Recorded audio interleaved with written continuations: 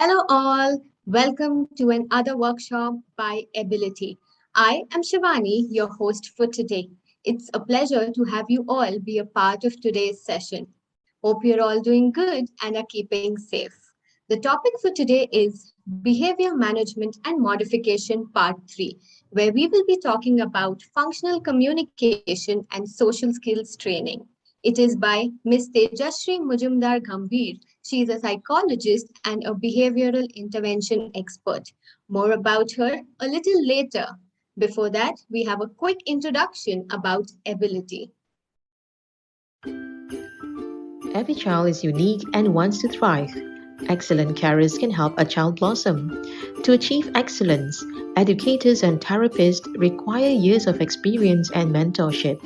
We at Ability are obsessed with how we can reduce this time to excellence by bringing the best knowledge from around the globe and yet make it very affordable. We believe this is very important to do for the community.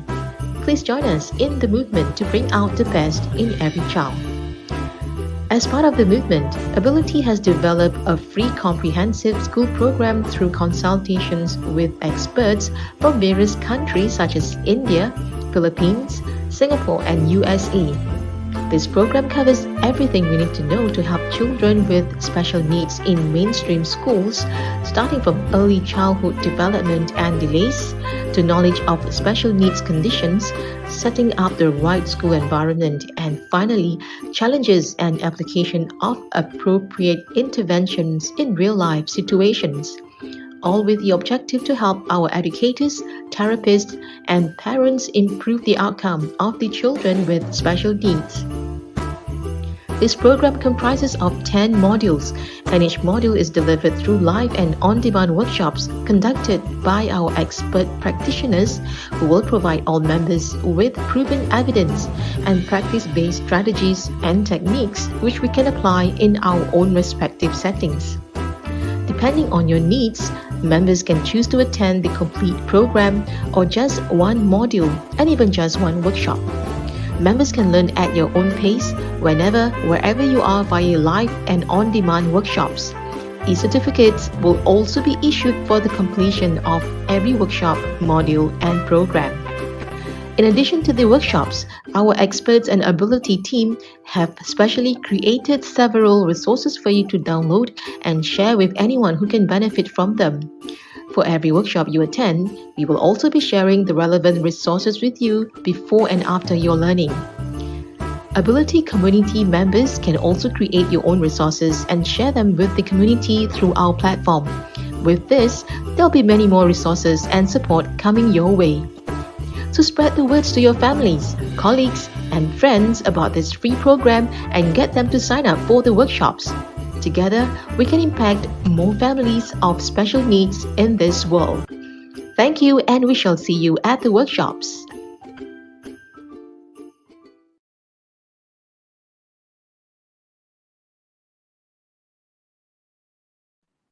As you all have seen, Ability is launching an inclusive school program for you all. It is going to help you understand how to manage special needs in a mainstream school. We have about 10 modules and over 60 plus workshops starting from September 2nd. Do register and book your slots. As a premium member, you would be receiving your registration email and the link would also be shared in the chat box now. These would cover topics like child development and delays, the common special needs conditions, how to set up an inclusive school, and the challenges that are associated with special needs and how can we help them to overcome their challenges and also how we as educators can maximize their potential. This program is open for all parents, teachers, and therapists. See you all at the programs and wish to connect to the Ability Global community. Now, without any further delay, we would begin with today's session. We have Ms. Tejashree Majumdar Gambhir. She's a psychologist and a behavioral interventionist expert.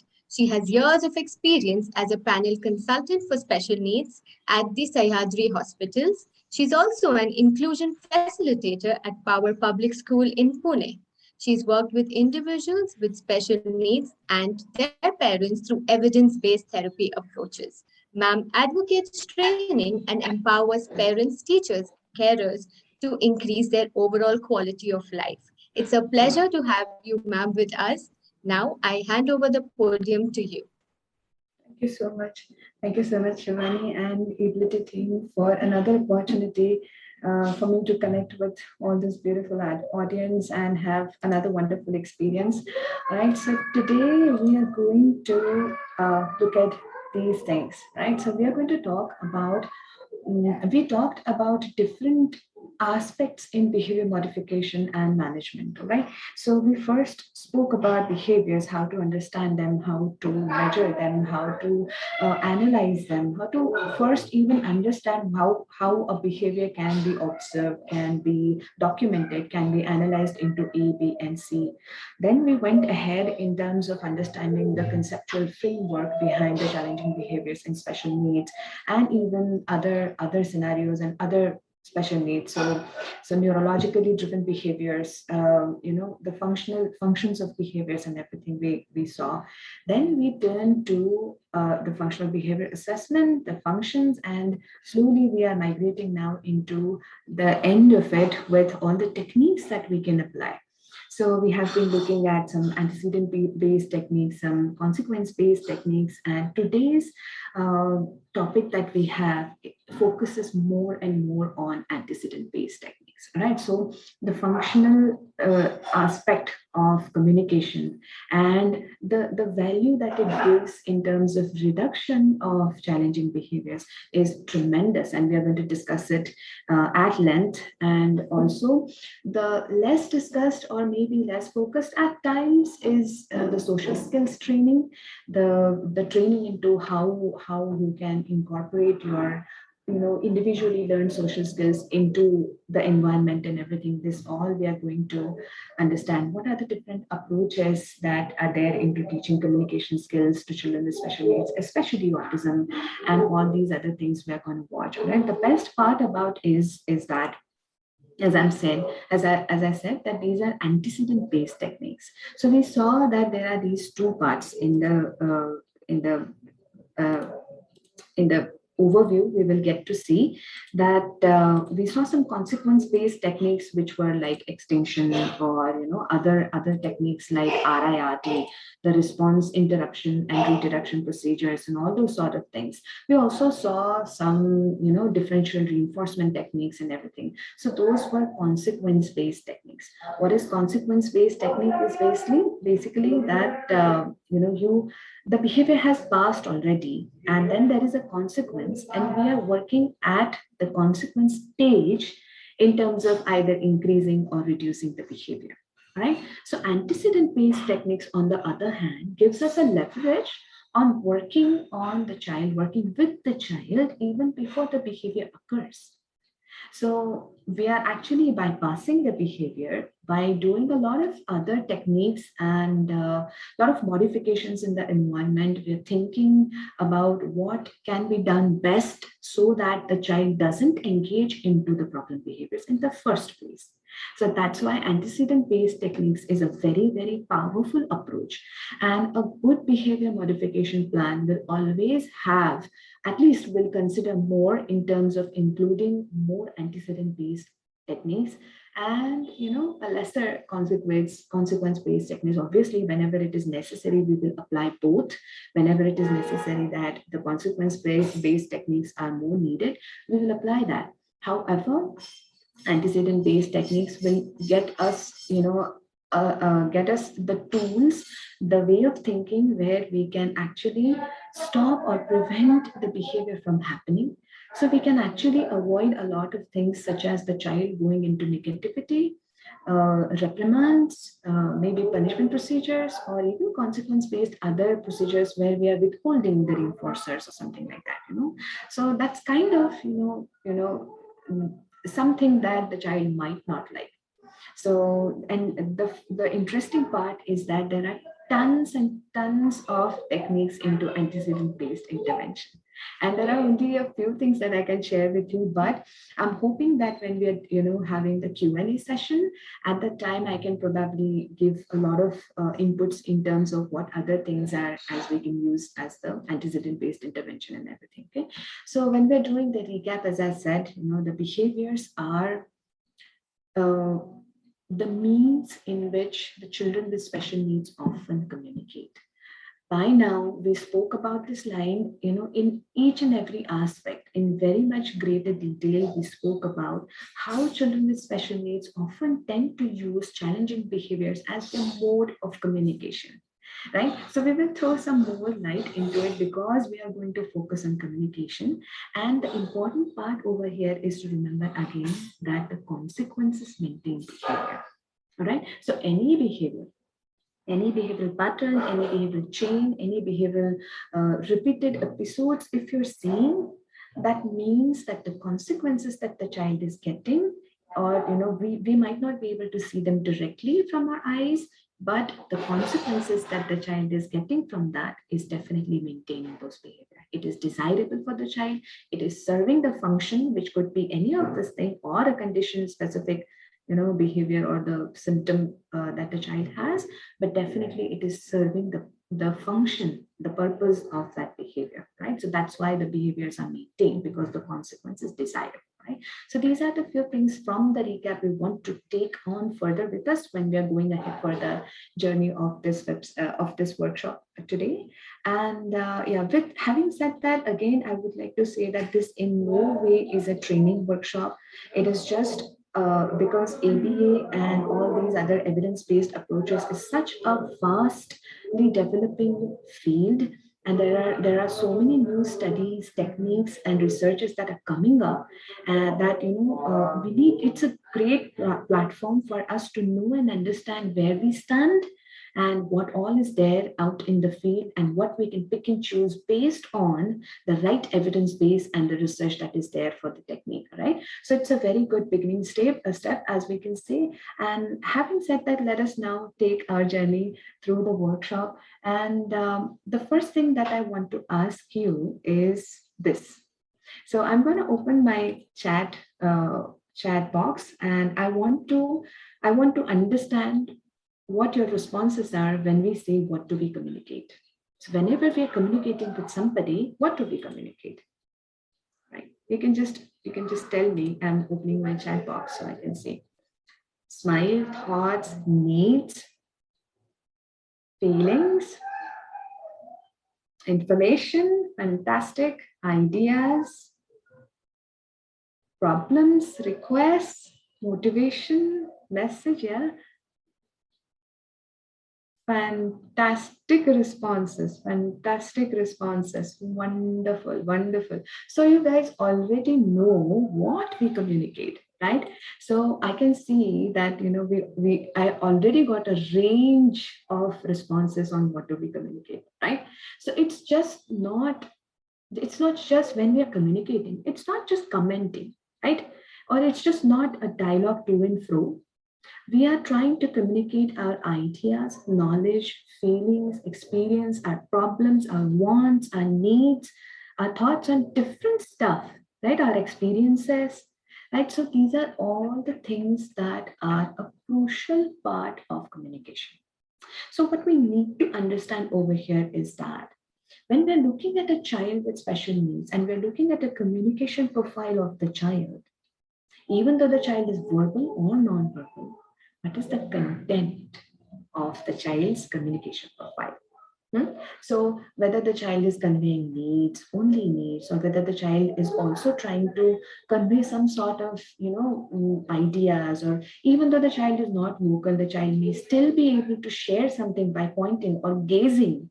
So we need to be able to have this openness in our mind that we need to look at the content, what the child is, trying to communicate. All right. So this is just a beginning thought for you, that you can just take any particular child, from your experience, the child that you're working with, and you can try and understand, look at a particular day in his life, and we can try and understand whatever the child has tried to communicate. That's a very good exercise for us to understand what's the content that the child is, that the child is holding, in terms of sharing or, having a communication with. And then we can consider about modes. We'll come to it.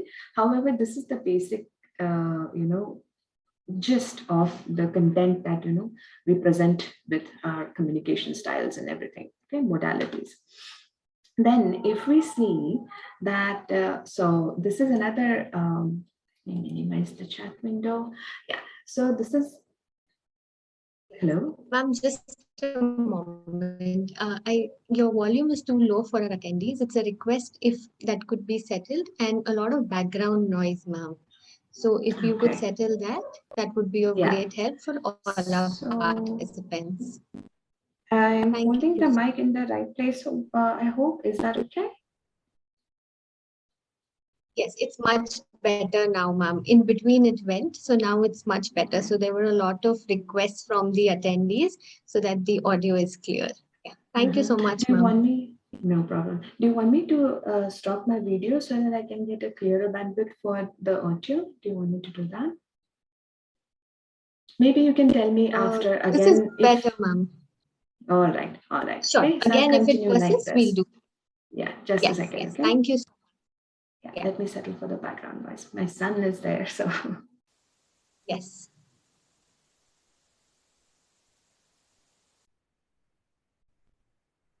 The attendees, ma'am would just be back shortly. Ma'am is here. You're on mute, ma'am. Sorry. Now this is okay? Yes, much better, ma'am. Thank you so All much. right. No problem. Thank you. Thank you for telling me. If at all, if another time, if the voice drops, you can just let me know. Sure, definitely. Thank Thank you so much. Okay, so now we are going to the next segment in terms of understanding communication. When we're looking at communication, another important aspect of it comes as how do we communicate, right? So we saw what do we communicate, so we know about the content. Now we want to know the modalities. So very strikingly, the thing that comes to our mind is that by talking, right? By talking, we try and communicate a lot of things. But I'm sure, so when this is a figure. So when I was a very fresh pass out after MA, and I was learning a lot of things under different experts in the field. So there was this very senior speech and language therapist, in one of the hospitals that I was working in. So I was learning in terms of only plain speech therapy. What is speech therapy, right? So there, this figure she showed us. So this was the first question that she asked us. She just drew a circle, and she drew a small hole inside it, small circle inside it, and she wrote speech. So she told us that this is, if we consider this as a communication bubble, and part of it is covered with speech, what else do you think the bubble consists of? So I'm going to, open another time the chat window, and probably you can share what your thoughts are. So if you want to fill up this, yeah, and so wonderful. If we want to fill this bubble of communication, what else we will have? Body language, gestures, facial expressions, wonderful.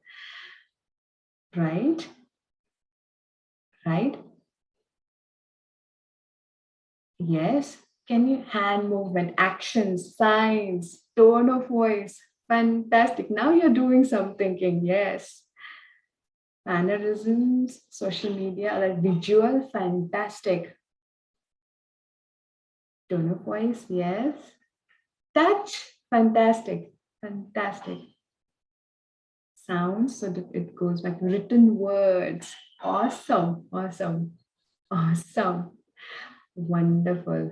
Wonderful. Wonderful responses again. I'm thoroughly enjoying when the audience gives me this kind of a response. And it has been very steady. The responses from you as audience have been very, very encouraging to me. And fantastic signs and symbols. That's it. We have covered the bubble. All right. So if we consider this as the bubble, there are these different kinds of other things which are filling the entire bubble of communication. So the communication is never really complete if we only have speech. And I'm sure that you can agree with me, the professionals or parents who are having children on moderate or higher side of the spectrum, that they might have acquired the speech. However, this is not there. And even though they have speech, we can't really say that they're communicating. Am I right or wrong? Right? So these are the other things that complete the communication bubble. Okay, so I'm just giving you bits and pieces to hold with us when we are going ahead so that you can relate to these things when we are coming back. Okay, so if I just want to read it out, videos, devices, gestures, sounds, touch, facial expressions, body language, tone of voice, pictures, symbols, signs, these are all the modalities that exist and we use it regularly. So when we want to go to a shop to buy certain things, right? So we make a list, don't we? We make a grocery list so that our performance is met with best outcomes. It's a visual that we're using, aren't we? So when I'm saying that I want to learn cooking a particular dish, I open my YouTube, I type, and I see the video and I follow step by step, right? So I use all these things for my day-to-day learning as well as my day-to-day functioning. I look at the street signs and symbols. I understand which road goes which direction, and then I take the desired route, right? So what I'm trying to emphasize over here, that these other things are so much important, but at times some neglected as well, not given that much importance when we are considering teaching communication. Right, so just have this thought in mind and we will go ahead. Okay, so I'll just move this all. So the point that I'm emphasizing is the communication part and the language part are two different factors. Though the purpose or the umbrella that it comes under is the same, these two are different things. They mean different things. Right? So language is basically use of written signs, symbols, or vocals, basically. Whereas communication is basically the exchange that can happen with or without vocal language, but all these things. Right? So as we saw, there are tons of ways in which the communication can happen with or without language. That's just one thought that I want to put in front of you. Right? So obviously, when we are saying that communication is such important aspect, there are numerous studies that show that when the communication is there in their early intervention programs for the children with special needs, or even when the child has grown up into a young adulthood or even adulthood of his age, then even though when we include functional communication training into the programs, it definitely serves the purpose of bringing many challenging behaviors down, as well as a better functioning of the individual in his day-to-day life, so that the person gets better skills into his social and daily problem solving, and his functioning is also obviously improving.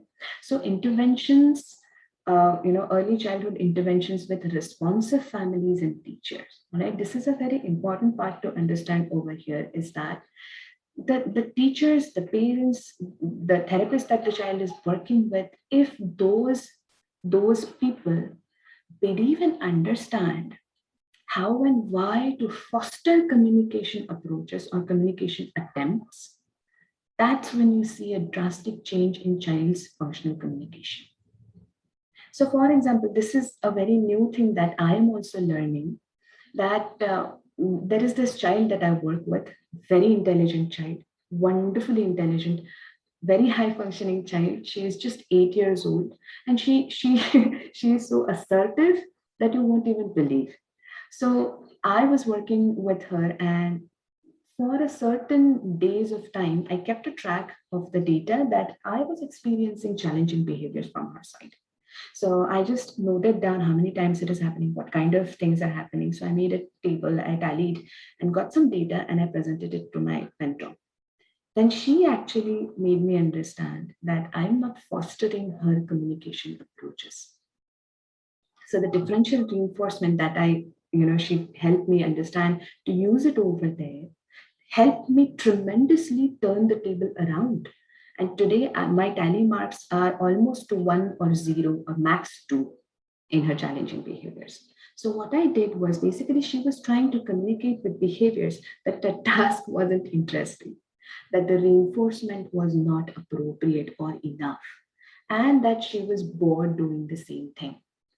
Either the task was too difficult or the task was very boring for her. So once I understood that and I applied the intervention of differential reinforcement and some other techniques, antecedent-based techniques, I changed my instructional control. So I changed the mode of instructions that I give. And I involved a lot of other techniques such as visuals and other sort of things. I changed the way I gave the directions, the timing, and all other things. So there was a drastic change in the behaviors. So we will try and understand how we can do for our children as well. But what I'm trying to emphasize over here is that we as professionals, we as therapists, we as parents have a great role in terms of being responsive in order to increase the functional communication of the child.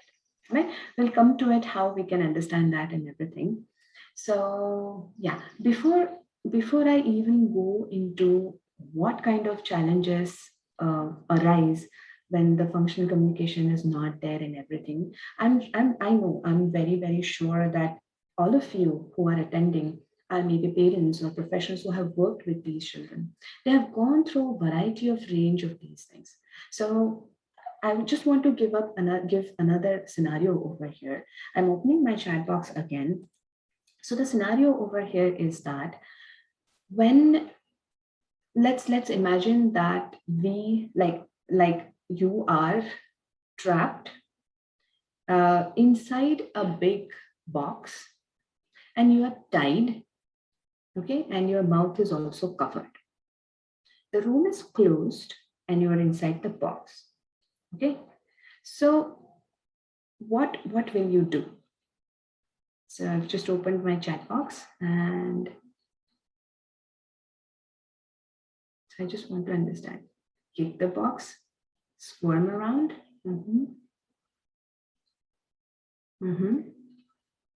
Try to escape, create sounds, make a noise, hitting, knocking the box, shouting, screaming, right? Kick with legs.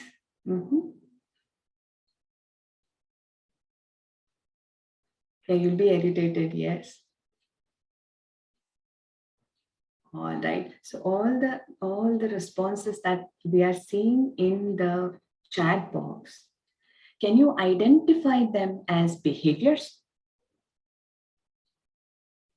Right? So kicking, punching, maybe screaming or shouting or hitting the box or trying to squiggle and trying to escape, and all those things are behaviors, aren't they? Right? And through these behaviors, you're trying to communicate something, aren't you? Right? So this same happens with our children with special needs as well. Right? So you can imagine yourself, you can put yourself in their place, and when you have no functional modalities, you start developing your own ways to communicate. Right? Some people will kick, some people will try to shout, some people will hit the box, some people will, do something else. So they come up with their own ways to communicate, right? So this is something that happens with our kids also, that they come up with their own unique ways in which they try to communicate. And because the nature of their condition is such that, for them, it's not something that they understand, they might be understanding, but it's for them, it's their way of communicating, right?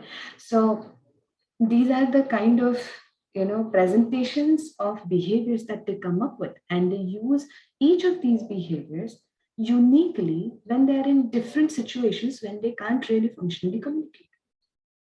I'm sure that I'm taking a reverse way, but I'm trying to make a connection between the behaviors and how uniquely they use it when they are in a situation when they can't really use the functional communication, and how that results into challenging behaviors.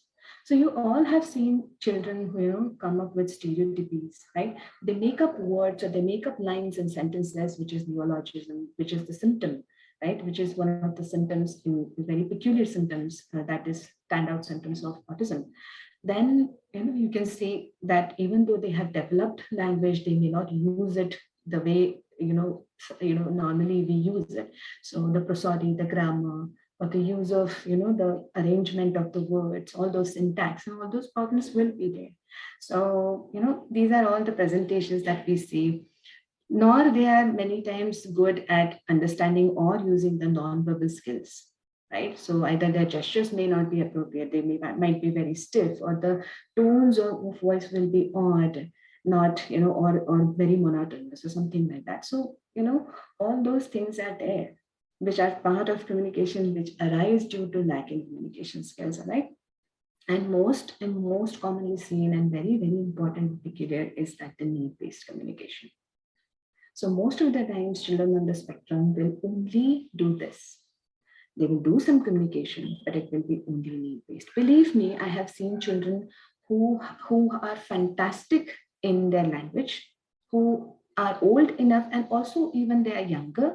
They have developed the language wonderfully, but they still do only this. So I'll give you an example again of the boy that was one of my very, very initial learning days, from my initial learning days. And he taught me so many things, that this boy was actually a genius.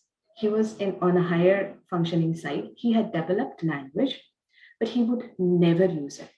However, if you ask him, if you take Animal Encyclopedia, he was in senior KG. If you take Animal Encyclopedia, open up any random page, and if you ask him to read what is this, he could read and tell and spell and the name of it and the information about the animal as well.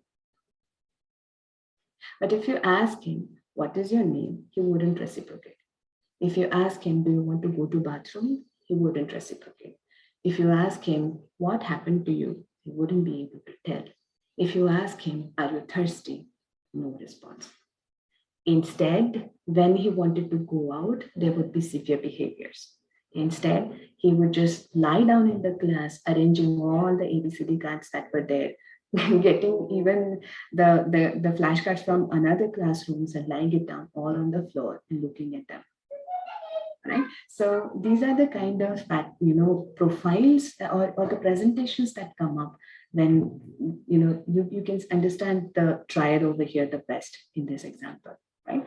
So there are multiple ways of understanding the communication profile of the child. So there are a few tests available online which are free, which you can use to understand what's the current profile of the child of communication. So like, for example, does he make polite requests? Is it present, not present? Does he use words, or does he use challenging behaviors? Does he use gestures, whatever it is? So you can just mark and so on and so forth for these things. Does he request help? Does he express specific need? Does he make choice? Is he making choices when you're presenting, and how is he doing that? With words, with actions, with pointing, gestures, or behaviors, or just grabbing or snatching or hitting what? So, we can understand the profile, basic things, so that way we can understand and we can develop a functional communication training program for the child based on the following approaches. Okay, so there is a very good paper. I have put it in the references for you. It's a wonderfully written paper, and I think the author is Indian. So the explanation that the author gives is that these three are the different approaches which can be used when we are teaching, communication to children with special needs, right? So these are the three main streams which we can consider when we want to design or implement a functional communication training program, for the child. We want to design how to teach communication skills, right? So one is didactic approaches, the other is naturalistic, and the third one is developmentally appropriate programs, all those sort of things, using relations and all those sort of things. I'll come to it later in a great detail. So didactic approaches are basically based mainly on the behavioral principles. So all the principles that we so far talked about, the analysis of behavior, ABC, the function, how to increase behaviors using reinforcements, how we can, decrease behaviors, using differential reinforcements and all those sort of things. So operant conditioning, shaping, chaining, reinforcement, prompts, discrete trials, all of these techniques that are there in ABA, the applied behavior analysis, that is basically the didactic approaches. So verbal behavior also comes under this. However, verbal behavior also involves a lot of these as well. So we will talk about eclectic approaches as well later on. Then the naturalistic approaches come. So when we're thinking about these, this approach emphasizes that the apple is there. Okay, the apple is there and the child wants the apple. So this is the moment that you seize to teach the child to say apple or to ask for the apple in various ways. You can use a picture, you can use a sign, you can use a gesture, you can use, vocal approximation, or you can use the actual word apple, or you can even say, give me apple. So depends on what goal you have. But the background is that in the natural environment of the child, when the child is there in the environment, the opportunity is naturally existing over there. That's the moment you pick up and you develop around it. Obviously, you can go back to these techniques, but it's basically the intrinsic value of the reinforcer. So if you know that the child wants apple, so the apple is actually the reinforcer. You don't need any other reinforcer for the child. So if we are teaching for the child to communicate for that apple that he needs at that time, when the child gets it, that's the best reinforcer at that moment. And that's what has shown, the research has shown, that it increases the child's tendency to communicate very, very often. So I've seen this happen. I combined these two approaches very recently, like last week only. So we have this beautiful young girl who is 3.5, and she is having developmental delay and along with hearing loss. So we were trying to pair the actual reinforcer, which is cheese, with an action, the Macathon action for cheese. All right, so I was just training the mom, and we were doing the exercise. Meanwhile, she came and she pulled the mom's hand towards the refrigerator. Mom knew that it is cheese that she wanted, and we were just rehearsing. So instinctively, she just applied the technique over there, that she combined the action of cheese. She held the child's hand, did this, and said cheese, and gave the child the cheese. All right. So we continued. I said, wow, great job. You just applied that and wonderful. I could hear them. I couldn't see them, but I could hear them. So we were just discussing, and I was just going on further. We were doing some role play into how we are doing that and everything. Meanwhile, the child finished eating the piece of cheese that she had. The child comes, the child pulls the mom's hand, and she tried to approximate the word cheese.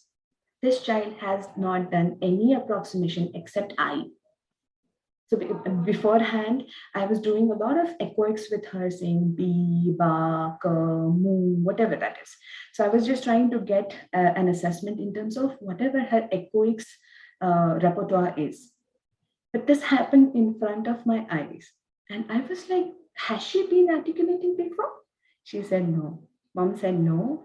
Since we are trying the pairing these techniques for water beforehand, she's getting a hang of it. She didn't vocalize for water, but she has vocalized for cheese.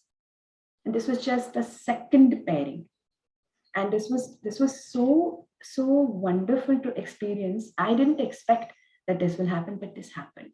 And this happens a lot of times. The research shows that when we're teaching naturalistically, we are combining these things, you can see fantastic results. So there is a technique in ABA called stimulus-stimulus pairing for children with communication, which is under a lot of, which is researched a lot, and all these things are there. They're coming from there. Okay. So another part over there is the approach is the developmentally appropriate kind of play and social kind of approach, using your bonding with the child and your pairing with the child as the base and taking the child further up from there. Okay, so it uses basically the functional communication as a goal rather than speech. So as we said that being responsive plays a huge part in these approaches, right? So if we are playing with the child, right, and we can see that the child has taken a drumstick and just trying to wave it. Okay, so naturally, maybe we would want to hold the child's hands, give him full prompts, and try to teach him to play functionally by banging on the drum. But what if we think like this, that I also pick up another drumstick or something else and try waving it in the air as the child is doing? Then there might be a chance that the child may get involved into me, or the child may feel that, oh, what I am doing is not wrong. The other person is also doing whom I trust. And probably it's okay to trust that other person. Right? So it's a little different than the very magical way that it happens, but it is more or less the similar. But the basic philosophy behind this is the same. Okay, so let us go one by one. So verbal behavior is the most effective and currently highly researched approach in teaching language and other socially significant behaviors to children with special needs, especially. Sorry, how do I move this? Especially children with autism. Okay, so the goals over here are the functionality of the goals matters a lot. Okay, so in verbal behavior, we focus a lot. These are the aspects. These are the criterias in verbal behavior that we work on. So Manding is basically, this is the verbal behavior approach is developed by B.F. Skinner, and he developed it way before, like 60, 70 years back. And he wrote a fantastic book on verbal behavior. So he considered language as a behavior and communication also as a behavior. And then he kind of analyzed it, put it into A, B, and C form. And this is what he came up with. So initially we work a lot when we are using verbal behavior approach. We check the child on all these parameters, whether the child is manding. Manding is basically asking for things.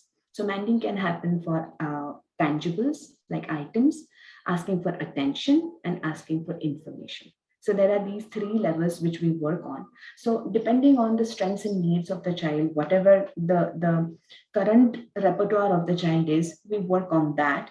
And whether the child is manding for items, because that's the first step to begin. No? So that helps them the most, because they can ask functionally, they can be rewarded immediately if they use the right behavior, if they use the right way. All right, so manding is usually the first thing that we establish in them. That thing is basically looking at the objects in the environment and being able to name or to label them. Say out either vocally or this or that way, that what is this, and the child is able to label it.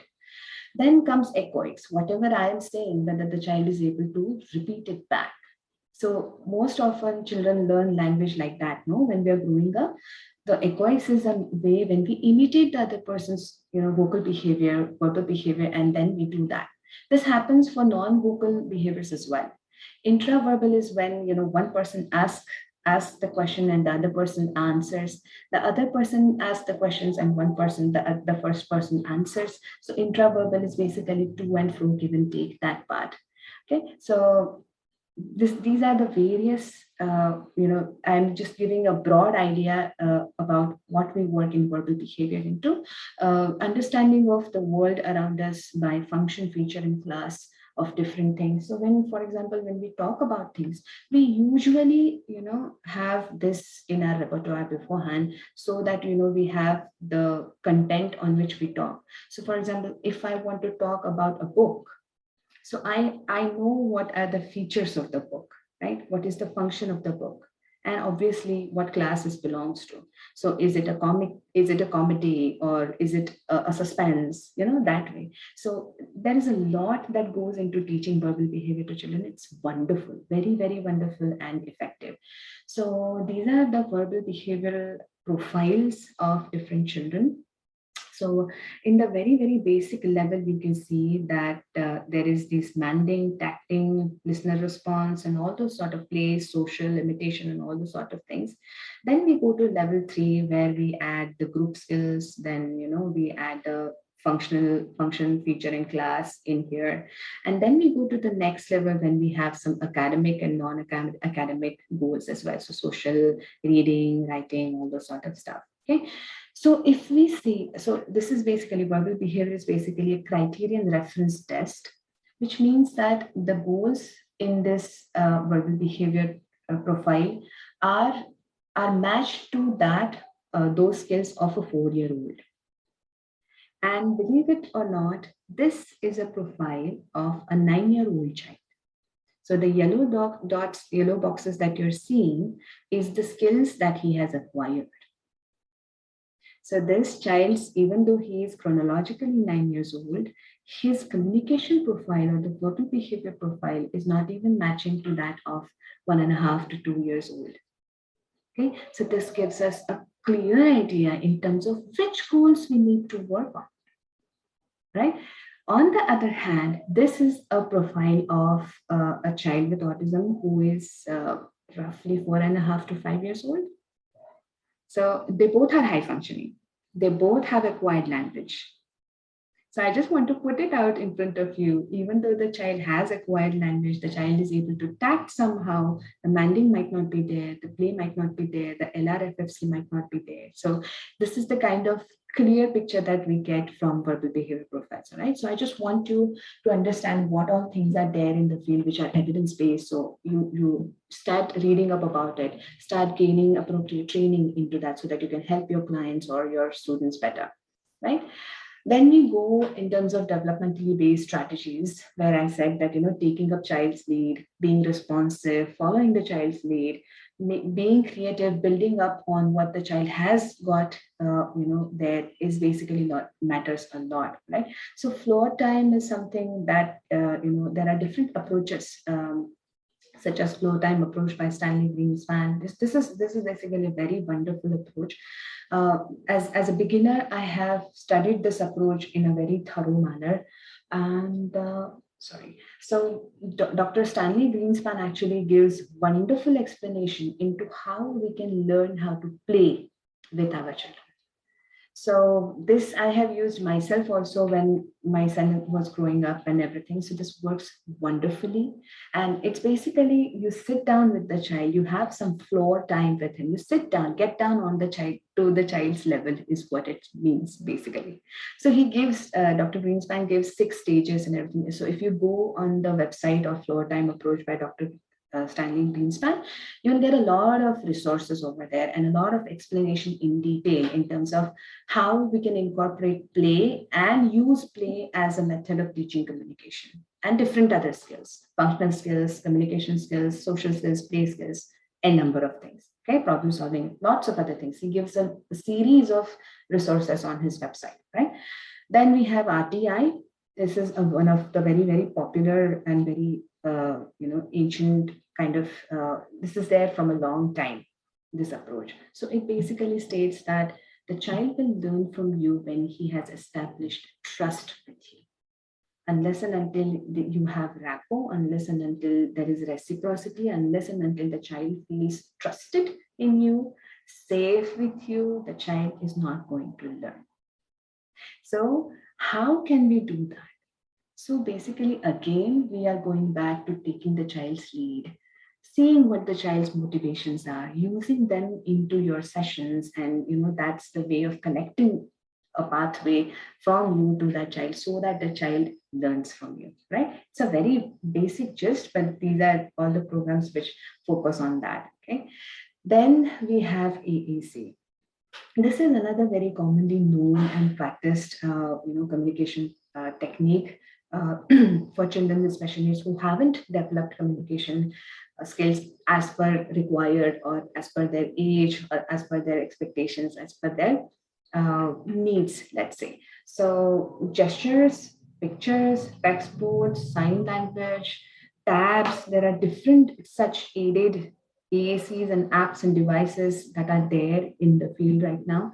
In fact, this app called Avaz, you must have heard about it, is developed by an Indian and who was very motivated and inspired by seeing the difference that, and he puts in a lot of great philosophy and logical thinking behind why he created this app. If you get some time, you can go on YouTube and search for Avaz and the creator of Avaz and the wonderful TED speech that he has given. Okay, so these are the things that are there, which are functionally used very, very often in the field, which you know about. So now that we know which are the approaches that are there are different ways to teach them. The best thing to consider will be an eclectic approach. Eclectic is basically you are combining different principles from different approaches which are applicable to that child. So basically catering to his individual needs, unique needs and strengths that the child comes up with, his likings, his preferences towards reinforcements, his responses towards toys, different people, different environmental settings. So considering all those things, we combine them and choose and design the best suited plan for him, communication training plan for him that is called eclectic approach.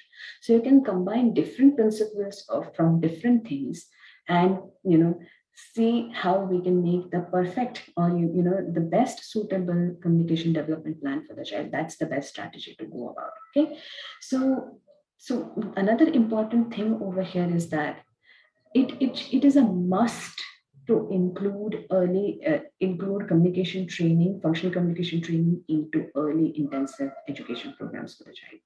So if we have a baby even for 2 years old and showing early signs of autism, it is a must that we first, it should be the first few things that we should be focusing on, one of which should be the functional communication training, right? So a lot of emphasis should be given when we are planning early interventive intervention programs. A lot of emphasis should be given on functional communication training, right? The math is simple. Why I'm saying is that the math is simple, that the more emphasis on efforts on the communication in early years is directly equal to the fewer problem behaviors and in the later years to come, and there will be more learning, scope for learning. So you might have seen children who have a lot of challenging behaviors, and you will typically see that with these children the learning scope is very, very less because all their entire energy and their focus is guided and directed and channelized towards those behaviors. And if you see that when you add communication training into the paradigm, into the picture, you will see that the challenging behaviors will drop down dramatically. And this gives rise possible scope for these better things, better functioning, better learning, and all those opportunities when we are considering functional communication training. So that's why when we are considering behavior modification, it is highly important that we have to focus on increasing these skills, functional communication training and social skills. Okay, I'm coming to social skills, however, yeah, so that's it. So this is about functional communication training, and so we will be discussing in detail as well. There are many other things that are used.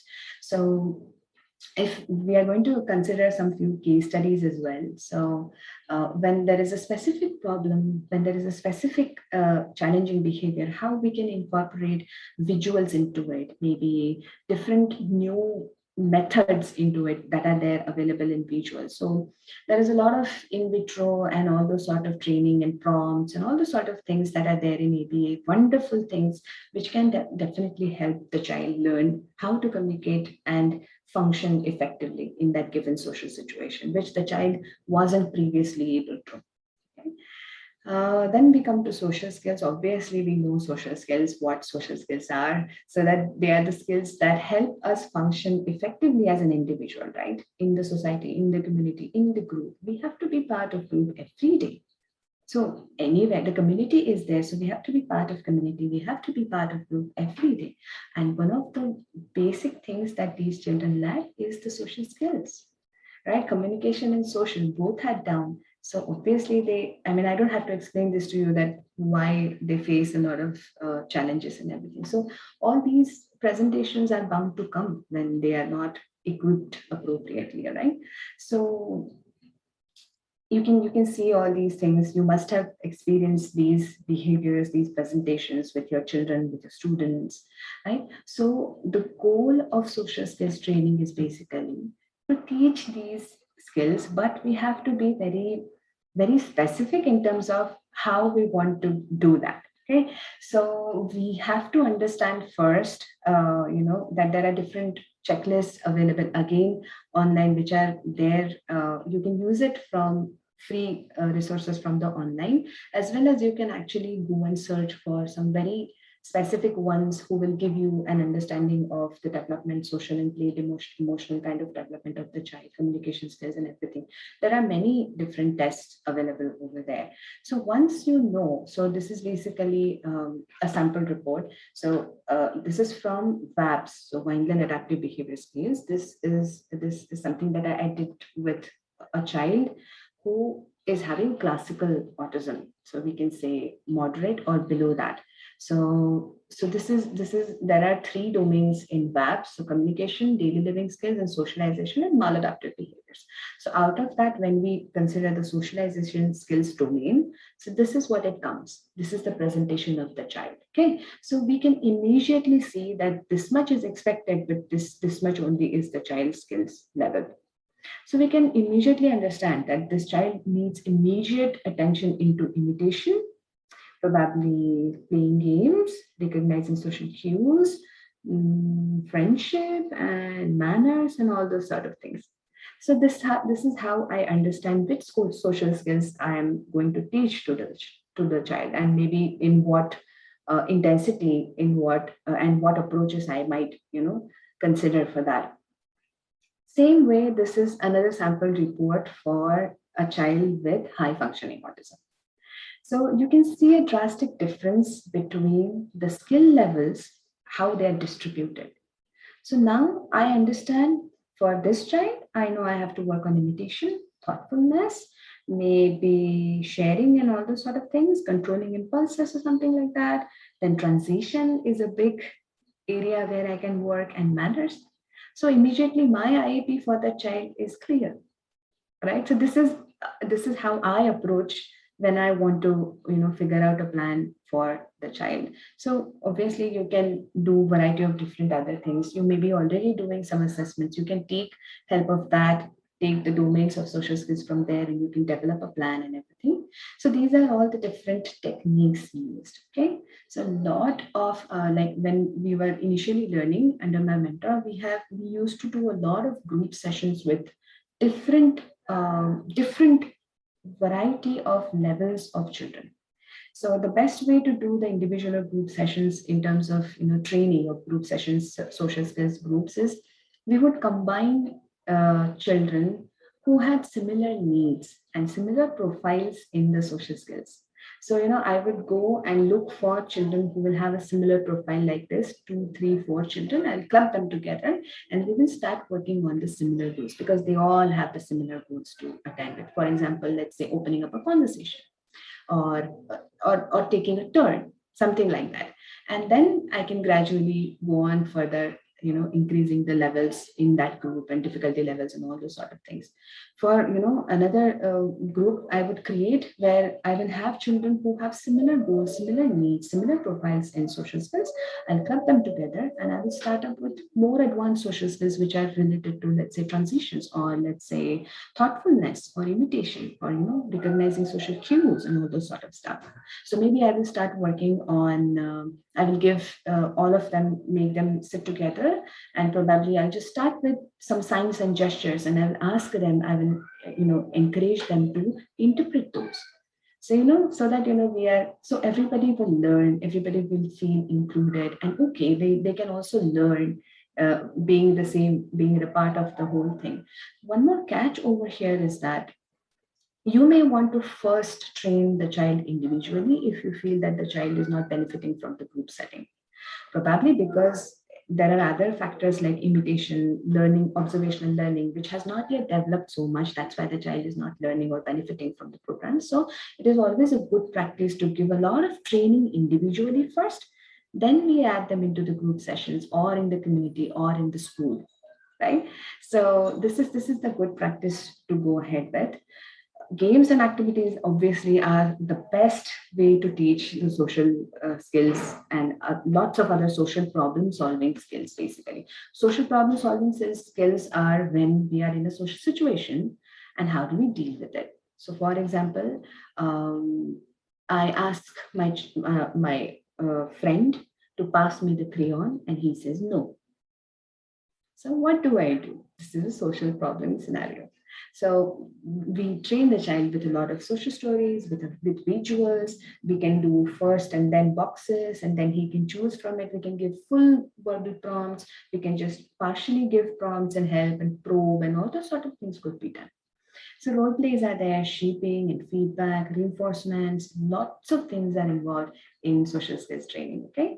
So there is another beautiful thing called as buddy system that I implemented in the school that I was working with. And some children really enjoyed it, whereas some children didn't. So you have to be vigilant enough in terms of how you want to implement this plan and all those sort of things. Most of the times you'll get good response if you select somebody who is responsive, who is okay, and all those sort of things, and the child can benefit from it a lot, your student, right? Play dates are there, which I encourage with my parents a lot. I train the parents beforehand how to hold a play date, because if need be, I can be there online to monitor stuff, but you can train the parents beforehand so that it doesn't go out of hand, the situation, right? And right now I'm experiencing, during these pandemic situations and everything, there are a lot of online social skills training groups also happening for children with autism, other special needs and everything, so you can check them out. Okay, so those are happening and you can take benefit, you can benefit from them, your students can benefit, your children can benefit from them. Okay, so check that out. Okay, so as I said, there are numerous studies that will, refer back saying that definitely training individuals into social skills has tremendous levels of benefits. So when I was in Leicester, I was being trained under, the NHS Leicester over there, the unit, National Health Trust. So they had this service for inpatients. So the individuals who had grown up and they were there staying in the residential facilities, so they had a program, a community going up program for them. So they would take individuals and they would take them out in the community, assisted by two therapists. And obviously, this was funded and paid by the government. This was a program under the government unit, NHS. So it was beautifully carried out, and the therapists were very well trained and everything. There used to be situations which were problematic. The children would still show problem behaviors, but the therapist actually administered a lot of techniques, antecedent based, consequence based, so that a lot of learning also happened.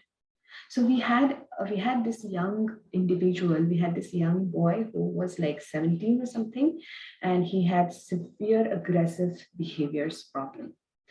But we applied a lot of antecedent based techniques over there. So we were the people who wanted to learn. So we were informed beforehand that what antecedent based techniques are going to be used for this individual. So this individual, based on their ABC analysis and observation, this individual did not like anybody walking behind him. So if anybody is walking behind him, he would turn and be aggressive and hit that person. So as a part of antecedent-based techniques, they already trained us, they got us visuals, they got us into training that how we are going to carry this out. So we were trained and asked to consider this particular condition, this particular observation of the child and individual basically, and follow accordingly so that we are not experiencing behaviors. They also carried something called as communication keys. So the necessary rituals that the child used for communicating, this child was nonverbal. So, like for example, stop, or I want to go to bathroom, or I want a drink, something like that. They carried it stapled in a ring. So the way we carry a keychain, so instead of the keychain, there would be to that ring, there would be these cards attached to it. It was a beautiful that thing that I experienced over there when I was learning in Leicester. So this child had one bunch, and also the same bunch the therapist also had. So meanwhile, for example, the child is fidgeting or stopping just like that. The child was just, the therapist would just open up that card and ask him, do you want water? And the child would accordingly reply. So, there are different sort of things that are possible. We can do it. We can think about it. So this is basically the entire purpose of this workshop, this presentation that I want to put in front of you, that these skills also matter and they reduce the challenging behaviors very drastically. So if we are considering antecedent techniques, if we are understanding the child and we are developing that way our plans and everything, there are going to be less behaviors. So if we are assisting the child, aiding the child with the modes and methods that the child finds easy to communicate with, if we don't insist that the child has to say the whole sentence, or if we are okay with the child showing the card, if we're okay with the child communicating effectively without problem behaviors, but with a sign, I think that's okay, right? So the important part is the functionality of the communication. So the child can use the negative behavior or the challenging behavior anyway for communication. So this is what we want to reduce.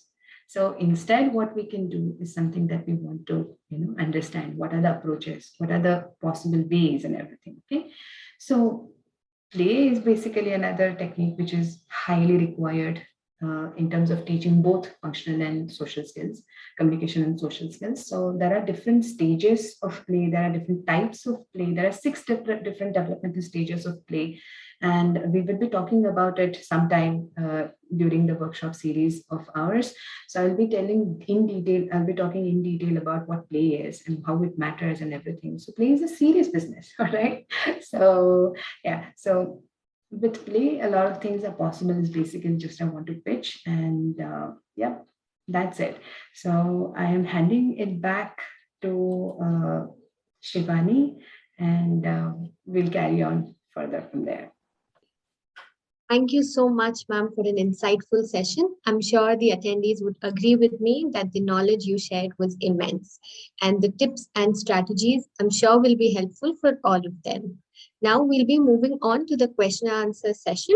The participants who have case-specific questions can raise their hands, and the others can post their questions in the chat box.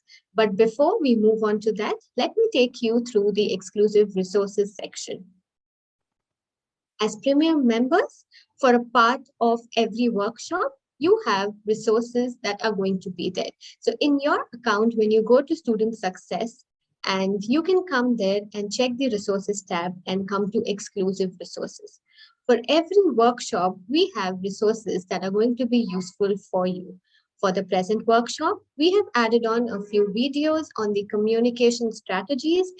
We have added on the anger cards, anger management cards, and communication cards that can be useful during your therapy sessions. For all these resources, as you go down, you could bookmark them if you find this resource to be useful and that you can use it in your therapy session. So if you bookmark like this, it is saved in your bookmarked resources. And for each resource, if you go down, there's a detailed information about each of how to use and the relevance of the resource. So you could use these resources and do rate these to let us know your feedback. Yes. So yes, please do make a use of all these resources and let us know how it is from your end. Before we move into question and answer session, I would also like to remind you all that we have a webinar coming up on the August 31st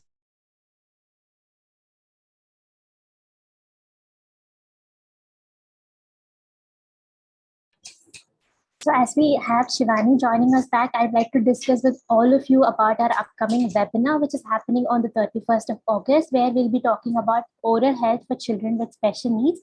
If you're interested for the same, do register yourself by using the link that's being shared right now in the chat box. And also we have an upcoming workshop on our school program, which is starting in the month of September, on the September 2nd, where we're going to discuss in detail about the framework for understanding child development. Do check the link out that's being shared right now in the chat box and register yourself for the same. So I think ma'am has a few case discussions to do before with all of y'all before we move on to a Q&A segment for today. So I hand it over to you, ma'am. So you can take us through the cases before we start with the Q&A for today. Yeah, so I figured that, thank you, Revati. So I figured that you will be having some similar presentations with the students that you work with or with your children. So I kind of developed this case presentation and let me share it with you. So we are going to discuss the cases one by one and hopefully that will answer maybe similar questions that you will be having, all right? We will definitely be taking individual questions as well. So case example 1 is a 6-year-old boy with intellectual disability with minimal speech uses severe aggressive behaviors when he wants something. In the classroom, he touches others inappropriately and laughs. He gets upset when he is not involved in the classroom play or activities. I'm sure you must have come across students like this who have been more or less similar to this example, right? So obviously the child is having minimal speech over here. So the first thing that I would start is that basically he's throwing aggressive behaviors when he wants something. So basically we have an area that we have to work on. This is manding. So the child is using very defective behavior, the very defective mands in terms of fulfilling the function of tangibles, let's say, or attention. So based on the function of the behavior, I would develop a profile where the child can mand effectively. If he's manding for tangibles and he has minimal speech, I can consider, let's say, some pictures or some gestures or some signs, and that's how I will train him and gradually take him on further in terms of using vocals or approximations and then even the words and then even the sentences, right? So using signs is not basically putting a full stop. When we are teaching functional communication, we can take further from there. The most important part that when we are considering the man training is that we want to understand that we want to impart or we want to create a background where the child can communicate. Right? It could be signs, it could be gestures. Once the child's tendency to communicate using effective manding functional behaviors appears, we can definitely build on it and teach him, take him through, using language effectively and so on and so forth. We also have to understand and accept that some children develop speech later on and some children do not develop speech. So when we are insisting on language or speech as a mode of communication, we're actually depriving them of a whole lot of range and possibilities that the child can functionally communicate with without the behaviors. Okay, so other part over here is that he touches others inappropriately and laughs. So basically over here, I am feeling that this child is somebody who wants to interact with others. However, he does not know how to. And obviously he's using, negative behaviors because he's getting the expected interaction from others, reactions from others. And obviously he's part of that whole thing. And that's how he finds it pleasurable. And the consequences that, they are maintained. These behaviors are maintained, right? So a key role will be played over here when we are teaching social skills to them, appropriate social skills. So appropriately asking for information or attention, being a part of group, following the rules and norms of the group and play and group activity, all those sort of stuff can be on his agenda, on his IEP and under social skills training. And once we start working on that, using differential reinforcement, a lot of other things, we can reduce these behaviors and increase functional, gaining of attention and being part of community, right? So that plays a high role. Both FCT and SST have a high role in this. Case example 2 will be of a 5-year-old girl with moderate ASD who throws books or objects when doesn't want to do the tabletop activity. Again, this is a this is a very common case that has been there, and there are just variations of this that I have seen. But a lot of times, the function over here is that the child is escaping, right? So the child doesn't want to do, and that's why it is happening. So basically, for this child, this was basically a child I had, and this child was overwhelmed. So he would get overwhelmed very quickly. And the parents and the therapist wouldn't, or the teachers wouldn't realize, because we have a normal expectation, no? Like, let's work through this activity and then we will get to the reinforcer and so on and so forth. So let's work out for like 10 minutes or something like that. But this wasn't working with this child. So basically, what I developed for him was this. Okay, I will share it with you. Just in a moment. So this is something that I developed for this child. So this is a social story which I created for this child based on, how to ask for a break. Okay, so this child would obviously get overwhelmed for working for some time. And when he would get overwhelmed, overstimulated, he would just engage into behaviors. Okay, so so the social stories are basically a combination, or it can be entirely verbal or entirely visual. That could be a combination. So it's basically a text, which is the first person text. So we begin with I am and the name of the child. So we begin with I am so and so and so, and we are going to learn about we take a break. Okay, so based on the needs and strength of this child, I began with this. So when we are done with our schoolwork or an activity, that is the time when I can ask for break. Also, we can ask for a break when I feel tired. That's okay. So there is this excellent visual, which is like day-to-day life related. When the child used a lot of iPad and everything, so he knew what the sign meant and everything. So I kind of tried to relate it with this. Or I can feel bored, I feel frustrated. That is the time I can ask for break, right? I can ask for break at school, at home, or at any other place. So I'm also describing the context of the social problem situation. So when can you do that? Where can you do it? Because you have to be very specific. Children with autism, they have problem generalizing stuff, generalizing learned skills. So you have to be specific. We would anticipate, we would just expect that I have taught him to ask for a break in home. So that means he should be able to ask for a break at my friend's place, at school, at the shop, wherever. But that doesn't happen. And we have to keep this in mind. This is condition specific symptom. This is the condition specific behavior that exists there for this particular condition, for this particular disorder. So we need to consider that and involve it in our approach. That we have to specify how we are going to generalize it. We will also have to train him in these areas. Okay, so that comes later. I can show break card. How am I going to do it? So, okay, fine. I can ask for break. I know when I can ask for break. I know where I can ask for break. But how? Okay. So this is basically, the sign, which is like this one, or I can use a break card. I can say break, please, or I can use the break card. So now based on the skills of this child was verbal, but still wasn't using functional language. So that's why I involved a sign as well. And I also had a card which says, I need break. And we trained the child into using that. So the child eventually started using the whole sentence, I need break, like, just in third or fourth session only, because he got to know that once he says that, he gets a break. And after he gets the break, we state it like for 2 minutes, you can go drink water and come back.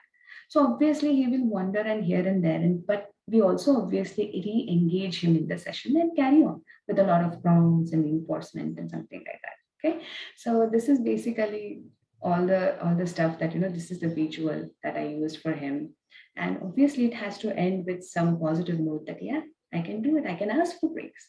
So this is the approach that I use, and So for this particular child, maybe I would use this. You can use this similar approach. Then we have an 8-year-old boy with epilepsy and ASD who makes squealing sounds when he wants to turn the fan or lights on or off. So he would just turn out to lights and fans, just like that kind of song. So sounds. So what can we do here? We can assign some sign or even a gesture is good enough to start with. So instead of asking the child to say, turn the fan on or off, the child can simply point at the fan and then the fan can start, right? Or we can ask them for manding by assigning different signs to that. Maybe light could be this, fan could be this, whatever you feel appropriate. There is a whole lot of encyclopedia online free, which tells about what Makaton signs. Makaton is basically a sign language, which is used in India also fairly. So there are different Indian approaches also into sign language and all those sort of things. But instead of going into very details, we can just pick up assign that particular sign for that item or object or activity and start training the child. So once the child is assisted with using that and he immediately gets it, obviously there is going to be reinforcement and learning going to happen. And then we can continue further on. Okay. So this is something, the approach I would take. Then we have a 4-year-old. Sorry to interrupt you. If you could give Yeah. it in the full screen mode so that our participants can view your screen better. Sure. Thank you. Is it okay? Yes, perfect. Thanks. All right. So we have another 4-year-old girl with developmental delay. She pulls the hands of the parents and takes them to the desired place or object when she wants something. Mostly she plays by herself. Okay, this is also a very common scenario. Over here, we know that developmental delay will have certain, emphasis on lack in communication and social both skills. And this pattern of communication of pulling by hand and taking them to the desired place is basically need-based communication. So there is very less interaction. There is not very functionality that maybe the parents will understand, but not any other person. So the functionality is in question. So we need to actually apply some sort of, I can involve maybe an action, a sign or a card or some vocal if the child can imitate vocals or something like that. So if she wants water, she can just say wa and I will give the water to her. Then I will build up on her language skills, echoic skills and articulation and all that sort of stuff. It is highly important that I pay attention to the play skills of the child. Many of the times what happens is that the child is involved in looking at the tab, whereas the mom or the father is holding the hand and placing the puzzles in the right shape, holding her hand, or she's just tapping on what they're saying. Okay, tap red. Okay, she's tapping the red button and something is popping up. So this is not actually how, even though the child is doing the skill, we won't call it functional because it is not responsive. The child is involved into something else. She's mechanically doing that. So there is a lot of other scenario in terms of teaching functional play skills and all this sort of stuff. Communication, taking it down from a very basic root will have a lot of emphasis. And this is the child, as I'm saying, that if we put functional communication training early, very, very aggressively in the early intervention program, she will have less and less challenging behaviors in futures. And obviously, there will be more scope for other things, other learnings. If her entire repertoire, her day, maximum time of her day and energy is engrossed by challenging behaviors, by defective mans, obviously her learning graph is going to be very, very slow. Very, very preoccupied by other things, right? Then a 7-year-old boy with speech difficulties and ASD makes nagging sounds and hits or pushes others when he doesn't like an activity. He gets excited when he's around kids but doesn't know what to do. Obviously, both functional communication training and SST play a lot of roles, especially this is a 7-year-old boy. So he basically may be having a lot of desire to interact with other kids. He may be jumping around them or maybe going and pushing them or something like that in order to interact. So many times what happens is that these are the behaviors these children use to interact. So often it happens. And obviously these behaviors are taken as challenging behaviors because they're not functional, right? The reason behind these behaviors are taken as problematic or challenging is because that they are not functional, let alone be the social appropriateness part of it. What we need to understand is whether it is functional or not. So whenever we are teaching a replacement behavior also, we have to consider the functionality of it, whatever we are teaching as a replacement to it. So if he can't speak, he can go near the child, assisted with somebody, and the adult can place a hand on the other person's shoulders like this, and then he gets to, enjoy the interaction of the other person. This is highly reinforcing with an effective man, with a functional behavior. So we are teaching him to ask or demand for attention nicely in a very socially functional way, right? Socially appropriate way. So there are a lot of things that can go down into designing SST and FCT plans for these children. Okay, so a lot of things are involved in that. A 12-year-old boy with HFA and fully acquired speech doesn't use language and hits others. He spends his day on self-stimulated behaviors or engaging into screen time. This is also another very commonly seen, presentation and everything. So what happens is that when there is a lack of functionally appropriate behavior, so there is a lack in the repertoire when the child does not have a lot of functional skills in his repertoire, such as play skills, such as leisure skills, such as social skills, to interact with each other, such as functional skills, communication skills. So that place is taken up by all these behaviors, sensory, stimming behaviors, screen time, a lot of other things, mainly challenging behaviors. And they are inadvertently, they are playing a major role into being an obstruction, into being a hurdle into the child's learning as well. So again, I would go back to the figure that I showed you in the meanwhile. When you are putting a lot of emphasis on functional communication training and social skills, you will see a drop in challenging behaviors and the learning will go up. When there are more challenging behaviors, there cannot be learning. So, we have to think in that way. So when we are thinking about managing or challenging behaviors or modifying challenging behaviors, these are the key factors, okay? A 2-year-old baby showing early signs of autism and new development of speech pulls and drags parents every time she wants something. She's not interested in toys and the people around her. However, she's very excited when she's on the playground and sees other kids playing, and she also tries to imitate them. This is a real life example. This is the kid that I explained to you, how we got the articulation of the child. So yeah, so there are things that can be done over here. So, many times there will be a lot of engagement by the child into negative behaviors. But the only way to reduce that is to increase the antecedent-based interventions and the core skills of the child, right? So that's more of it. And the research paper is there in the references and everything. And I'm ready to take your individual questions. Thank you so much, ma'am. With the sharing of cases, I think a lot of questions already existing for more parents and educators would have been communicated on how to go about with different strategies. Now let's start with our Q&A discussion for today. So the first question is from Ms. Dolly, Ms. Eva, and Ms. Preeti, who wants to know how is that we can manage aggressive behaviors in children, in terms of if it is self-injurious, in terms of if the child is engaging in biting or aggressive behaviors to communicate something. So how is that we can go about managing the same?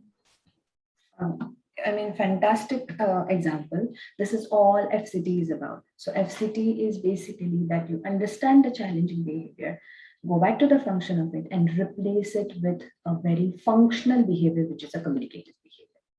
That's it.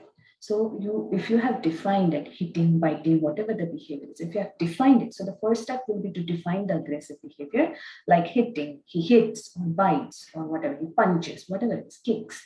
So we define the behavior, we take data, we go back to the function of the behavior, right? So once we find out the function of the behavior, we find out the replacement behavior, all right? So for example, if the child is using aggressive behavior for manding, for asking for things when he wants something, or when the things don't go his way. So basically, this is also mandate.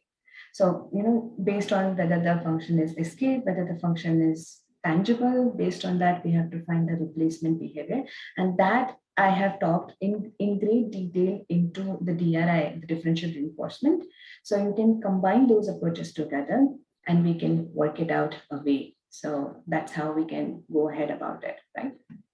Thank So you so function much. communication training is this is the perfect example.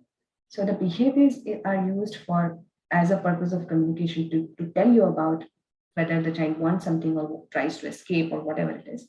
So you replace it with a functional behavior. Thank you so much, ma'am, for this lovely insight. Participants who missed our earlier session on the behavior modification and management part 1 and part 2, do check the link out for the on-demand workshops where you'll find the recording of our earlier workshops on this similar lines. Do check that out to understand this better. Ma'am, we also have another question from Miss Dolly Narayan, who wants to know, like, how is that in a classroom setup when sometimes children tend to engage in the process of meltdowns and they start crying for a very long period of time, and it is very difficult for us to bring them back and regulate them. So what can be done by teachers to actually handle meltdowns like this? Yeah, so when we are considering inclusive education, we first have to understand that what is the current repertoire of skills for that child, what is that the child has got with him. So is the child able to communicate? Is the child able to effectively tell you what's happening or what's not, or where he wants to go, what he wants, what not? So if that is not there, we have to start working on that. We have to come up with a plan in terms of how we can incorporate that. So if the child is non-verbal, we can train him to use communication keyring or pictures or something like that, or some sort of a sign. We can assign a shadow so that that shadow could be trained, and the facilitation process becomes easier when we are considering inclusive education. There are a lot of other factors involved as well, because schools tend to get noisy. The stimulus and the sensory experiences could be high and low. They can go very diverse. Suddenly there could be noises. Anything can set the child off. So we first need to understand how the child is. So how the child functions. So is he having certain, needs in terms of sensory processing and all those sort of stuff. So we have to come up with a lot of antecedent-based techniques. For example, it is about the time to the school bell to go off, and after that there is a loud noise that follows. Then right before 2 minutes or 5 minutes before that, if I am there, I would take up the noise cancelling headphones and put it on him and train him to use that. Okay, so I'll put it on him so that the excess noise is cancelled and the behaviors don't come up. If I know that the child usually goes into meltdown because he doesn't know what's coming next, or he's just put into transition just like that. So maths period is over, now it is drawing, ta-da. But the transition is not as easy for children with special needs. So I have to create a visual schedule for that child. That okay, this period is math. After the math, we are going to have, so I had developed a beautiful visual that will say that which period is there, and there is a sticker that can be taken out. So I can put up math, then science, then drawing, then play, and so on and so forth. So the first period is over, and the shadow can assist the child to take out the card and put it in the bag. All right, so one period is over, the child can visually see. So we are transitioning now into the other one. So even we can go into the basic part of it. We can say now and then. So we can create a visual of now and then. We can have boxes, and the child can place himself with the help of the shadow. Now maths class is there, and then we're going to have drawing. So once we have this picture, it is there in front of the child. Maths class is over. We take out the picture of math, and then the shadow teacher just guides him that now it's drawing, right? So just let's take out the drawing boards or crayons or something like that. Okay. So transitions, when we are considering about inclusive education, there are a lot of things that we need to consider and apply. We can apply so many antecedent intervention-based techniques that can make the life easier for both the teachers as well as the parents. So meltdown is basically a result when the child can't handle it, can't have it more. That's his That's what he's communicating to you, that I can't have it anymore. So you just have to find out what he can't have it right now. Is it the transition? Is it the noise? Is it the too much closeness of children? So we again have to go back to the function, understand, and we have to basically know what intervention techniques we can apply. Thank you so much, ma'am, for the lovely insights and sharing about the functions of behavior. Ma'am, if you could stop sharing your screen so our participants could see you better while we take the Q&A. If there are any case-specific questions, dear participants, kindly raise your hand so that I can unmute you. Next, we have a question from Ms. Carmen and Ms. Chelsea, who wants to know how important is it to support, is it to counsel the parents and bring in their support.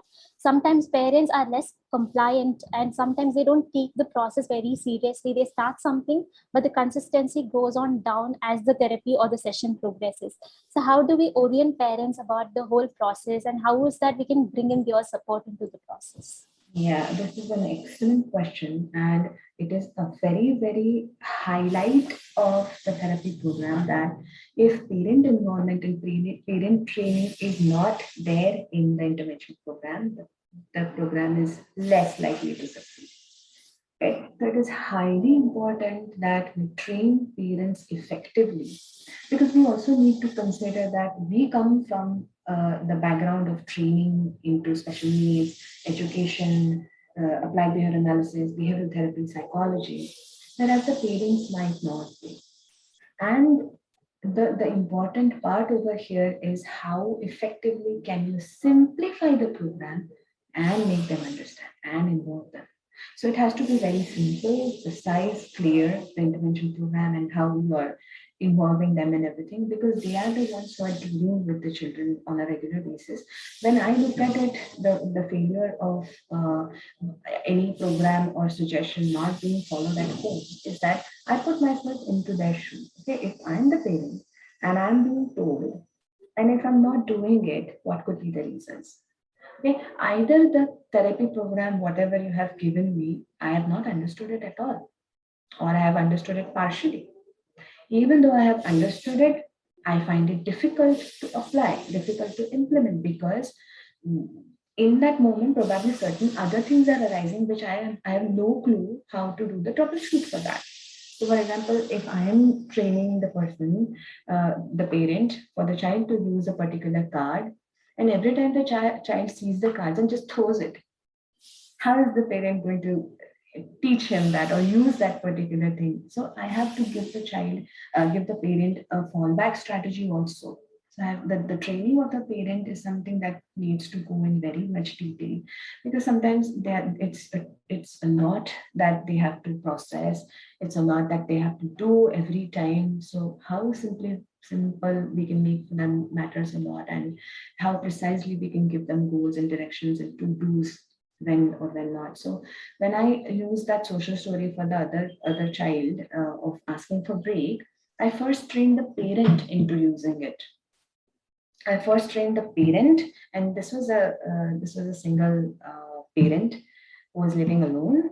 So I had to consider that as well, and this was happening often. This was happening a lot. So whenever the parent used to sit down for working, the behaviors would arise a lot. So I first trained the parent to understand when you want to prompt the child to go for asking for the break card and everything. So a lot of those things go in that also. But I completely agree that the parents' training and involvement plays a crucial role into it, into the overall success of it. Thank you so much, ma'am. So involving the parents in each of the steps could be a really beneficial way to go about it. Next, we have Mr. Rohitesh with us.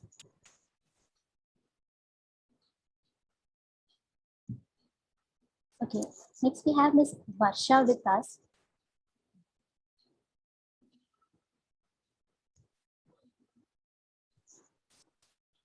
Okay, while Varsha joins us, let's take the next question from Ms. Akansha Jain, who wants to know that there are children who sometimes engage in the process of bullying another child. So how is that we can discriminate someone who's actually bullying another child, and how is that we can control these behaviors? Because in classroom, at least in the higher grades, bullying becomes a very common aspect among children where they form a group and start engaging in the process. So what can be done in addressing these kind of behavioral challenges, ma'am? So this is a child who is with special needs and bullying others, or how is it? There's no specification about anything as of yet, but we'll wait for Akansha to drop it. But I think the question is very generic in nature. Like, for example, certain children engage in bullying. So how is that we can address and go about it? And how is that we can this is not, discriminate? yeah, it's a general question not related to FCT and SST, right? Yeah. So if we consider bullying, there are usually other components, added into it. One is basically the immediate reaction that the children get. So basically attention is one of the functions. The other thing is the control. Okay, many often the times that the person who is bullying is seeking control and he's trying to get it from those kind of practices, right? So it is anyway very, very pleasing and desirable, both the consequences, the attention also and the control. So we need to understand the basic psychological background and emotional stuff as well. So it goes a little out of behavioral analysis boundaries. So that's a little different way. But if we consider behaviorally, behavior analytically, yeah, these could be the two functions. The control basically is one function, and attention, right? The socially mediated attention that the child gets. These are the two functions. So how that can be replaced with another socially appropriate functional way is what we want to think about that in that sense then. Thank you There so are a lot much. of other psychological processes involved in bullying as well. So it's a whole different topic.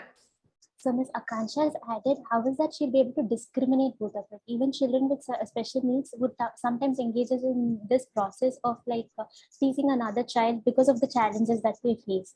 So how is that they can demarcate between a bully and that of children with special needs? Great question. Great question. So I had this fourth standard kid who was high functioning autistic, and he would go and kiss girls on the cheek. Okay. And he would laugh like anything. So basically, he was actually using this behavior. He was just fourth in the fourth standard. So one fine day, it might have happened that he did this behavior and he got an expected response. Maybe even an exaggerated response than he would have expected. So then he started using this behavior as a mode of interacting or as a mode of gaining attention, right? So many oftentimes these behaviors, that when the child with special needs sometimes does something which falls under teasing, bullying, they get some sort of a reaction probably, and this becomes a learned behavior for demanding attention. So this is a defective man that the child is using for attention. Okay, so once we have found out the function, if it is like that, if the child is using bullying or negative behaviors or teasing others' behaviors for manding, for getting attention or tangible, whatever it is. So then once we know the function, we have to find the replacement behavior and do it accordingly using differential reinforcement and other kind of stuff. Okay, so that could be the demarcation. So when they're doing it, function again plays an important role. Thank you so much, ma'am, for re-emphasizing on the importance of functions of behavior. So participants, if you missed the session, do check the link out for all our recorded on-demand workshops that you missed to understand this better. The link for the same is being shared right now in the chat box for you to refer to it. Next, we have Rohit with us.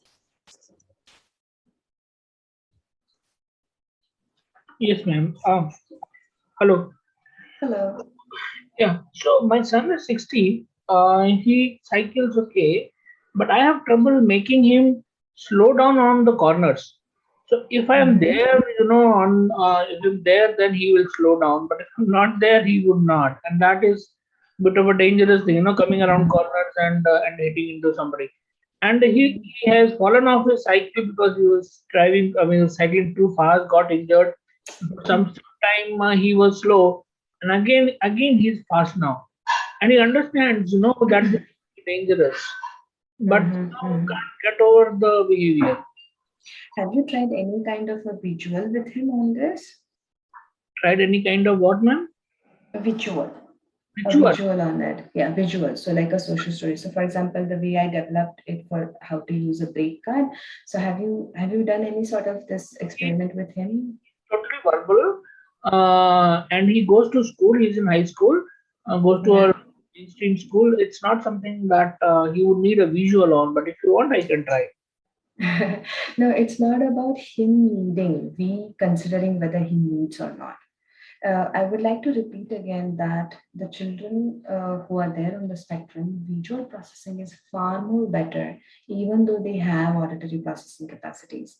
So basically, what happens is that when it is a visual, no, the impact of it goes in double or even multiplied by 3 times. Then, so if I'm giving an auditory instruction, and the speed, let's say it is 10%, so it is definitely multiplied when I am giving a visual to him. So for example, this is their way of learning. This is their way of functioning. So that's why I'm saying that, the visual might work better for understanding the stuff. Okay, so auditorily, when we say, I know that he is verbal, he's 16 years old, he is going to the school and all, but this is visual processing is his strength. So if we use his strength, definitely it will be of a better impact in understanding. So for example, if I am bad at math, and I am the eligibility criteria, if it is math, obviously I'm going to perform poor. But if I am good at, let's say, Spanish, and the eligibility criteria is Spanish, obviously I'll be a high performer.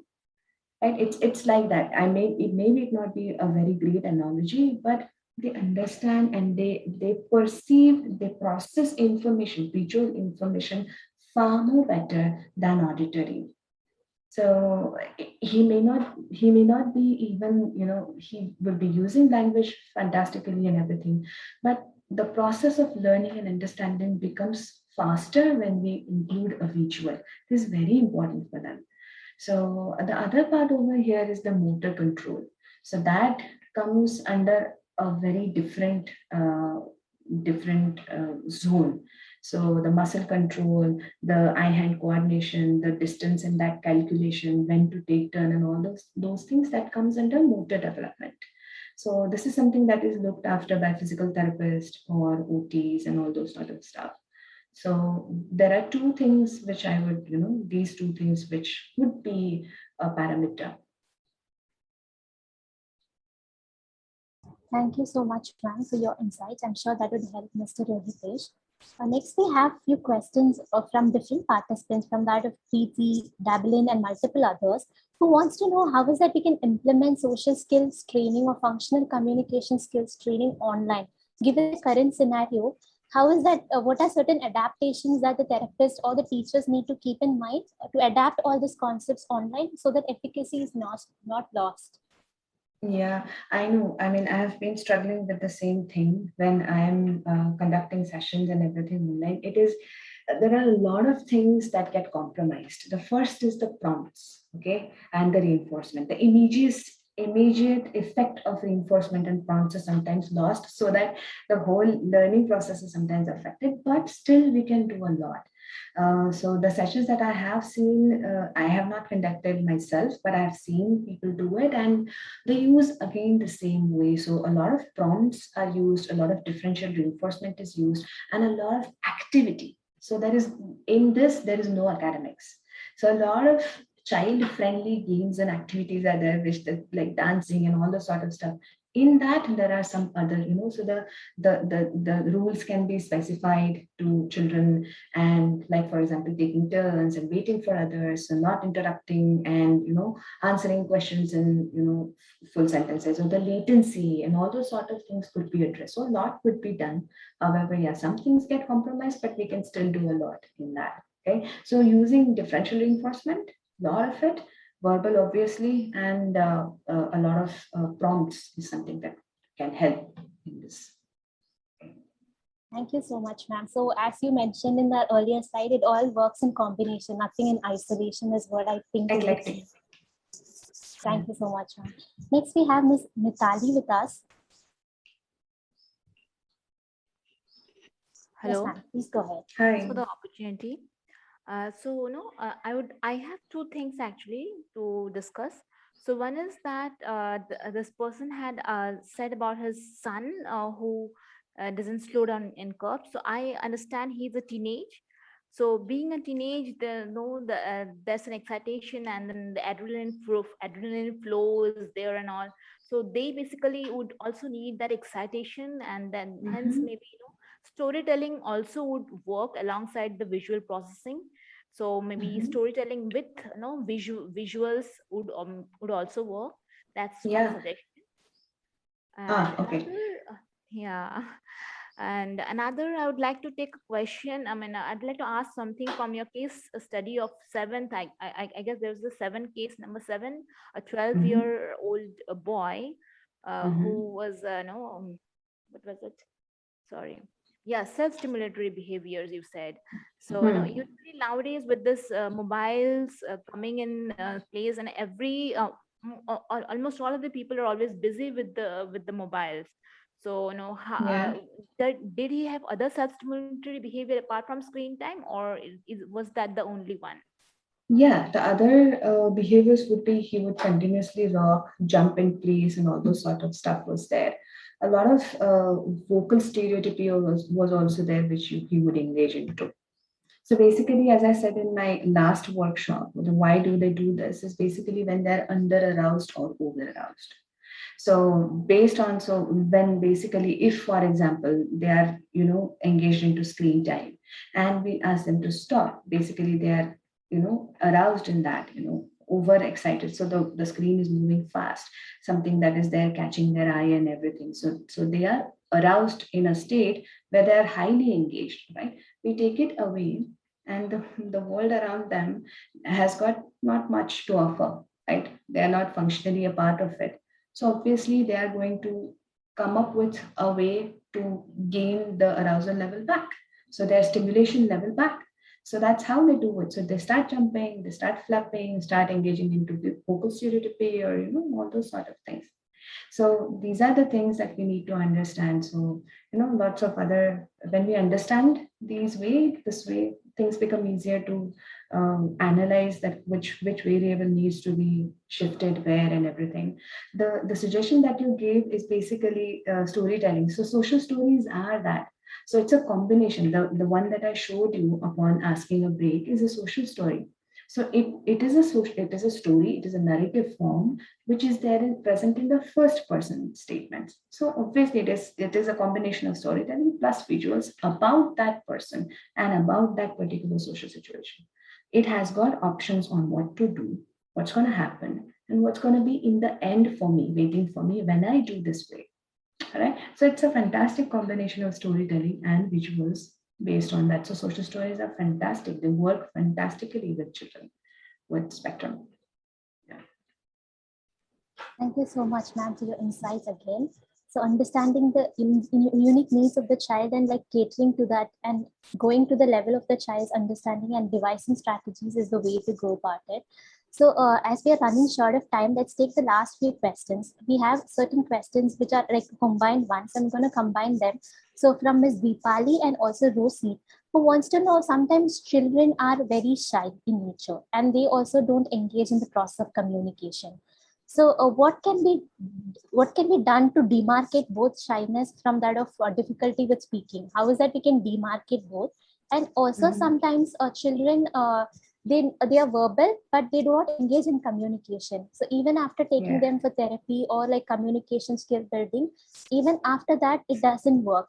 So what would be the other strategies to go about it? Will prompting help, or what is your suggestion to it, ma'am? Yeah, many of the times what happens is that children may start developing language and everything. However, they are not using it functionally because of a lack of multiple factors. For example, the appropriate tacting repertoire, let's say, whether I'm able to understand and label and name what I want. Do I have the tacting skills intact? Do I also understand the rules of communication? So that is there in intraverbal, so asking and answering questions, right? So those are there. Many times what happens is that when the child comes, we this is a very common thing that is there, that we sometimes jump to goals. So the between steps of the goals are missed. So the child finds himself inadequate to use that particular therapy equipment that you have given, maybe verbal prompt or whatever you have given to him, because the previous skills are not met. So the child can't really reach up to there. So even though the child has language, maybe the functionality of it has never been considered. The generalization has not been considered. So for example, let's say I know how to ask for food inside my home, but I may not do that same thing when I'm in the classroom. This is a serious, this is a serious problem behavior. This is a serious true condition with the children on the spectrum, that they can't generalize just like that. So we need to understand and modify that way our therapy program. Make sure that the child is using the skill, he is generalizing across time, across settings, across people. So these are the three indicators. Okay. So if the child is able to, generalize a learned skill, an acquired skill across people, across times, different times and different settings, different places, then we can say that the child has learned functionally the entire skill, and then we can move to the next one. The major part over here is that when we see that the child has learned language, but still the child is not using language functionally, that means that his needs and wants are getting served with other non-functional communication behaviors that the child is using, which could be public behaviors. Many times parents or teachers or therapists, they understand what the child wants, and before even the child asks for it, it is given. So what happens is that there is no need for the child to communicate. There is no need for the child to use the skills that he has or has acquired.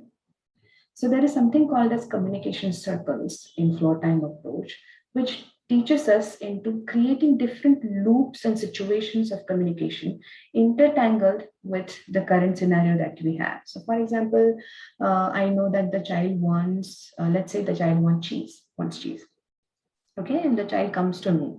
Okay, so I can make the gesture and want something like that. Next time I can keep the item in some other place. Let's see if the child is coming back or not. When the child comes, I will just stand in between and just stare blank. So there is an opportunity for the child to see what's happening. The child might react differently. So based on that, we pick up from this. So there is a beautiful concept called communication circles. You can check it out. Thank you so much, ma'am, for this lovely insight in terms of how the needs are getting met, and that's why communication sometimes do not happen. So for us as parents and educators, we need to be very mindful about what behaviors we are encouraging. I think that will be the major takeaway for all of us. Let's take the last final question. So this is from Ms. Kamala, who wants to know that how is that we can track the progress of the behaviors in an online session, because sometimes we work on certain behaviors, and how is that we know whether the behavior has been developed and what level it's progressing in. So are there any ways that we can have for online sessions per se?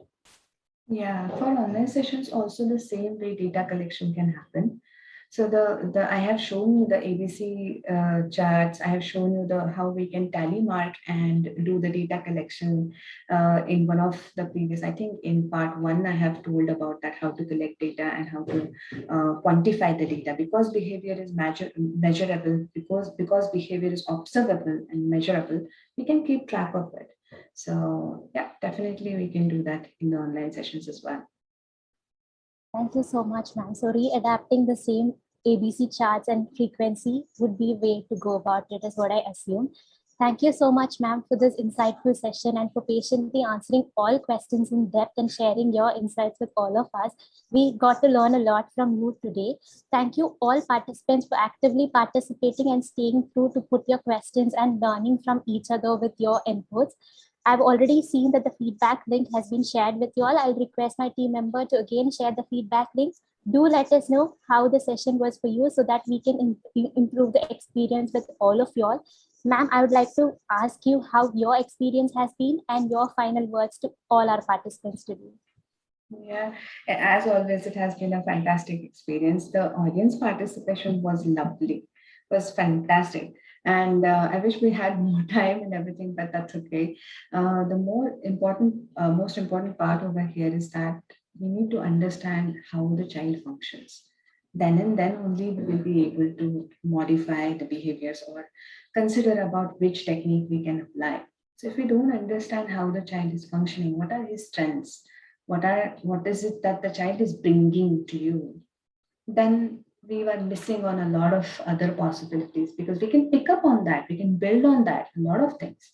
So like one of the things that I wanted to open the workshop with was that earlier workshop I spoke about understanding rigid behaviors and everything. In the end, afterwards, I was watching a series on Netflix called Good Doctor, because it has a surgeon who is high functioning autistic. And somehow during the session only, another with my child, it happened that there was some situation happened wherein I understood that my words meant so much for the child. And because the child said that, oh, you had said that there that I did not make you happy when I wrote just 18 letters. So I feel the need that I have to be perfect and I have to write beyond 20 letters so that you'll be happy. I was like, oh my God, what did I do? I underestimated the sense that they are capable of understanding emotions. They are capable of having emotions. They're capable of impossible things as well. This brilliant child is she will defeat you in any argument. She's just 8 years old. And she has the information about space, universe, dinosaurs, whatever you call it, more than me. So, in what way are we considering that they are the disabled or challenged ones? So, the thing is that once we start understanding the child, how she functions, what are the strengths, and how we can foster them, that's when we are starting to be responsible, and that's when we will be able to do something. Otherwise, nothing. Thank you so much, ma'am. What a lovely note to end the session. Understanding and fostering through the unique strengths that they bring and the special strengths that every child has and brings to the session is the key to make any progress or any change. Dear participants, we're going to begin with our workshops on the school program very, very soon from the month of September. Do register yourself to book your slots today. And also we have an upcoming webinar on oral health. If you're interested for the same, do check out the link that's being shared right now and register your slots today. Until we see you for the next time, it's a big vibe from Team Ability. Don't worry, all the recording, the presentations, and the e-certificates will reach you all very, very soon. Until we see you for the next time, it's a big bye from Team Ability. See you all. Take care. Thank you very much. Thank you.